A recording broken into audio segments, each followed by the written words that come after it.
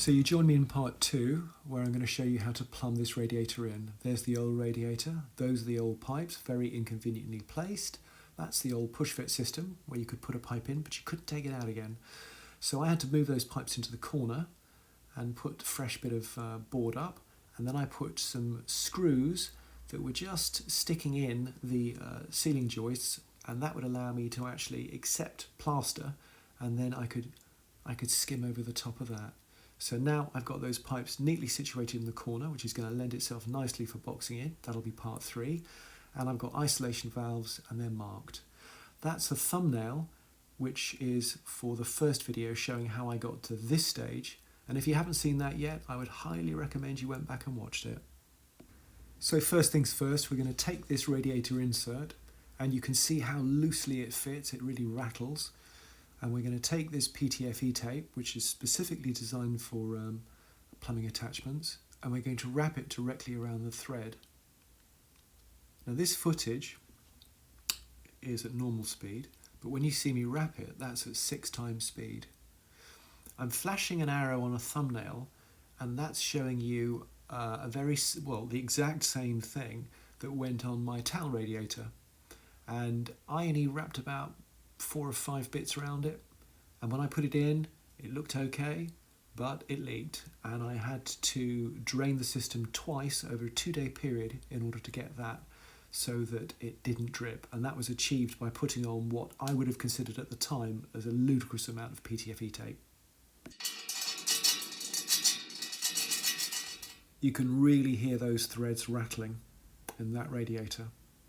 So this is clearly a repetition of what we did on the other side. Get a nice clear shot at the end of it. I slow the video down so you can actually see what I would recommend in quantity wise. And in she goes. Nice and snug, but clearly we don't want to strip the thread. And with that done, we can now move to the other side of the radiator, and I can afford to put the inlet valve on and its corresponding thermostatic controller. And now the pipe work. So using this nice little handy 15mm pipe cutter, we can cut 2 lengths of pipe, and this is going to start the infeed side. So I'm going to clean them and join them together with a Yorkshire joint. And this comes pre-soldered, so as long as I clean everything that's in contact and I cover it in flux, what I need to do is then heat it cautiously and carefully, and you'll just see that little bead of solder which will appear. And there it is, it's just starting to appear now. It's a very good system. Okay, with that done, it's now time to move on. So this is a radiator drain valve, and the first thing I'm going to do is dismantle it and take the innards out because they've got rubber in them. And in preparation for soldering, obviously we don't want to overheat it and cook it. And that is showing you a picture of where the drain valve was on the original one, which I think kind of like gave me this subconscious suggestion that that's where it must go. So I decided to mount mine in the same place. I've pointed the drain itself, the drain valve, towards the corner of the wall because I thought it was less likely to get caught on something. And here you can see me cleaning meticulously absolutely everything in preparation for the flux work before then heating all the joints.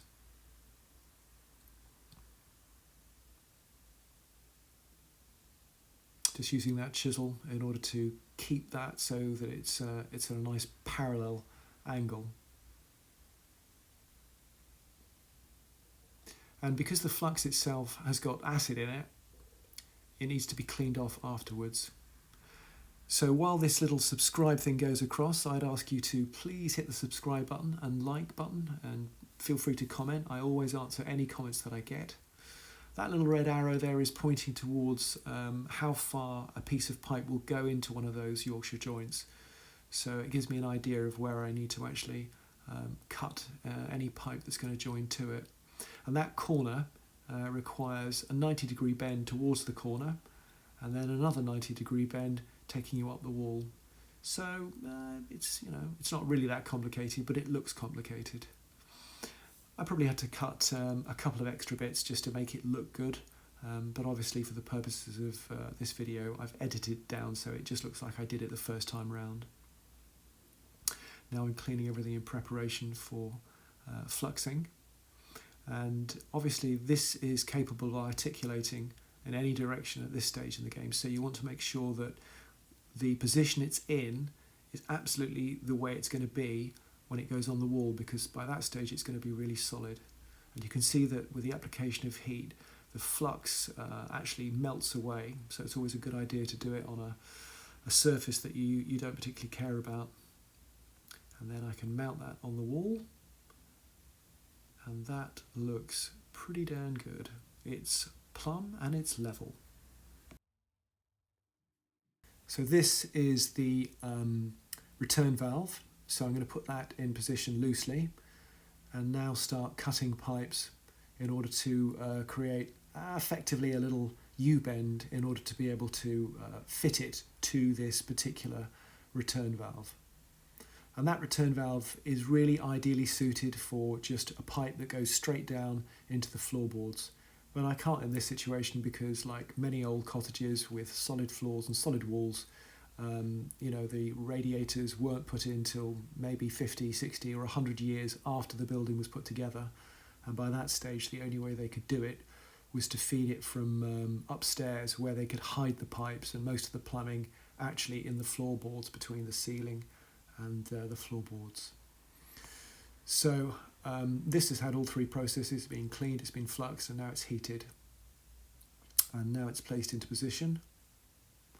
And I actually have to do this in a certain order, so I have to put the return valve in first before I can put the infeed in first, and then finish off by screwing in the drain valve.